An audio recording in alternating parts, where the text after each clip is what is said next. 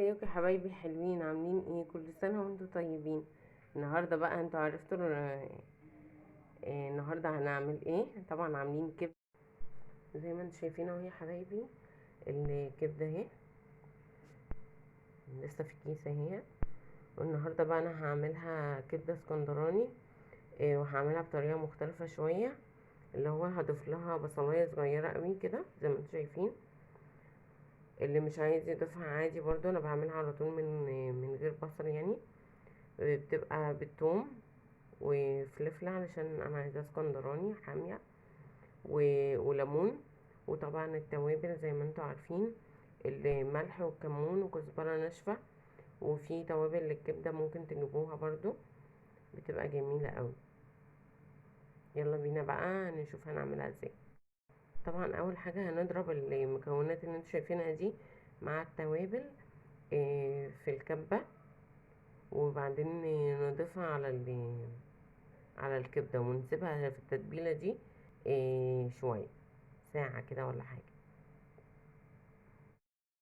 اهو يا حبايبي بعد ما ضربتهم كلهم وضفت عليهم طبعا التوابل، فهاخد بقى التتبيلة دي وهتبل بيها وضفت على فكرة خل علشان برضو الزفارة. فهاخد بقى التتبيلة دي وهتبل بيها الكبدة دلوقتي، وهسيبها مثلا ساعة كده ولا حاجة عشان تشرب من التتبيلة. في ناس كتير بتحط طماطم على الكبدة، بس انا مش بحبها، بحس ان هي بتزفر الكبدة. بس برضو ليكي يعني إيه، حرية الاختيار. لو انت حباها بالطماطم تمام، لكن هي بتزفرها. فانا حطيت بس فلفل وثوم وبصلاية صغيرة. ما تكتروش البصل لانه بيميميها كده، بيصلصلها، مش بتبقى حلوة بالبصل كتير.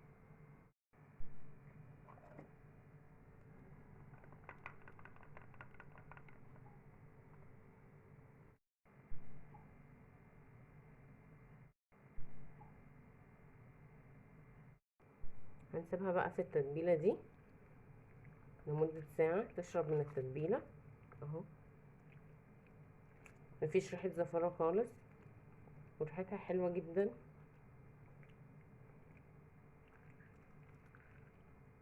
هي من الاكلات اللي مش بتاخد وقت على النار اصلا.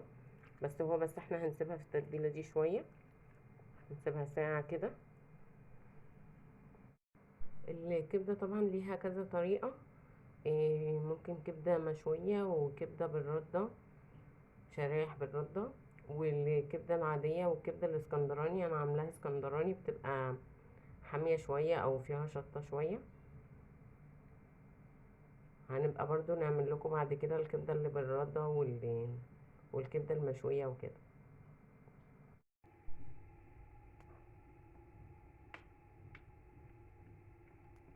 هو زي ما انتم شايفين كده. والتركية بقى اللي هنعملها، هنحط ايه، حتة اللي هي صغيرة مفرومة. بتفرق بقى في الطعم جدا.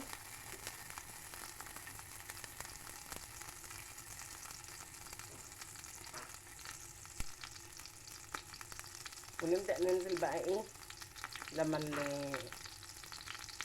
نبدأ ننزل بالخليط بقى على الزيت والزيت.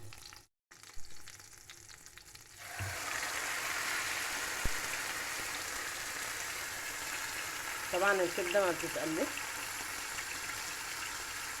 حطها كده ونسيبها شوية، ما تقلبهاش عشان ما تنزلش الدم بتاعها او المية بتاعتها،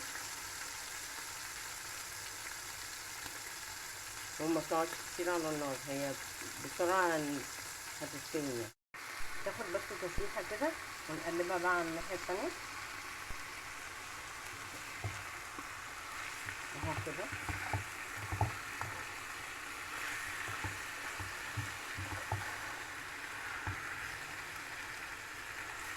ونسيبها بقى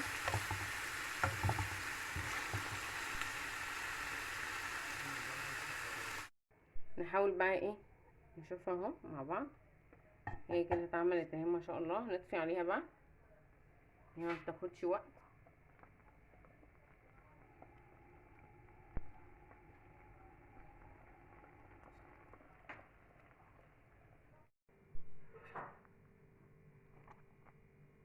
هنبدأ بقى نعبيها في السندوتشات كده.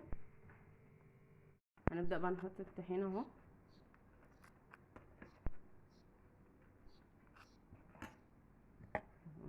نحط بقى الكبدة الاسكندرانية، ريحتها بقى جميلة جدا. تعالوا اتفضلوا معانا.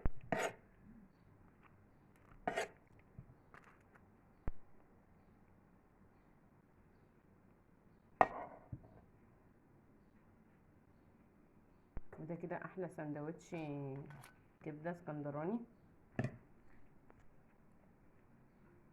ونعمل جنبها بقى ايه بطاطس محمرة كده زي ما انتم شايفين،